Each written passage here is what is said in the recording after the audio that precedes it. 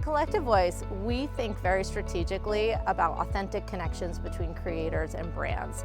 It's really critical to understand what brands creators love on their own so that they can authentically talk about it to their audience, as well as what a brand's KPIs are, so that we can select creators that are going to match that KPI specifically. So we have a few new ways that we're trying to develop new opportunities at Collective. The first is we're thinking strategically about how we bring new revenue opportunities to our creators and brands that are mutually beneficial for both. The second thing is we're always thinking about education and support, and at Rakuten Optimism in ways to help educate our creators and our brands. I think what's really interesting in the creator space right now is just how much data can help fuel revenue growth, purchasing, and really efficient and insightful content. Creators are getting more and more capable in understanding how to use data and creating unique and efficient content for their audiences based on what their audiences are buying and what they're clicking on and what's interesting. And this is really helpful to the brands as well, because there have been instances in which brands and marketers have come to us and asked to book a campaign, maybe selling shoes or selling a bag, but when we look into the cart insights and into the specifics of what the audience are actually buying, it's really maybe a blazer or a clock or home decor, and that can help inform the brand's next campaign with those creators. And similarly, creators can use that same insight to understand how to make more efficient content for their audiences.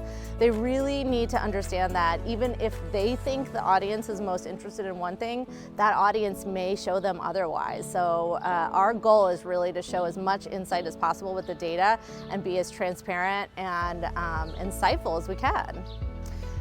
One of the biggest takeaways from the panel today, which was so fun, was about just how audiences are evolving to really lean into niche content. The social media algorithms have been prioritizing engagement with their audiences, and what's interesting is that people are really leaning into specific kind of content. We had an amazing influencer who was with us talking about how she really leaned into mid-size fashion content. This is a particular niche that really speaks to women and men, but women who are in between sort of the more traditional smaller sizes and a plus size, and understanding how they can purchase clothes that are going to fit their body best. And her ability to lean into that niche particular content area has really fueled her virality and her growth, and it's been so exciting to see how she's been able to partner with brands as a result. The other cool thing about niche creators, as well as the virality that comes with them, is that brands can use those niche creators to experiment in new kinds of content, as well as new platforms that they're working on. So it's really exciting to see how niche creators are helping to not just fuel new audience connections, but also help brands hit their marketing goals.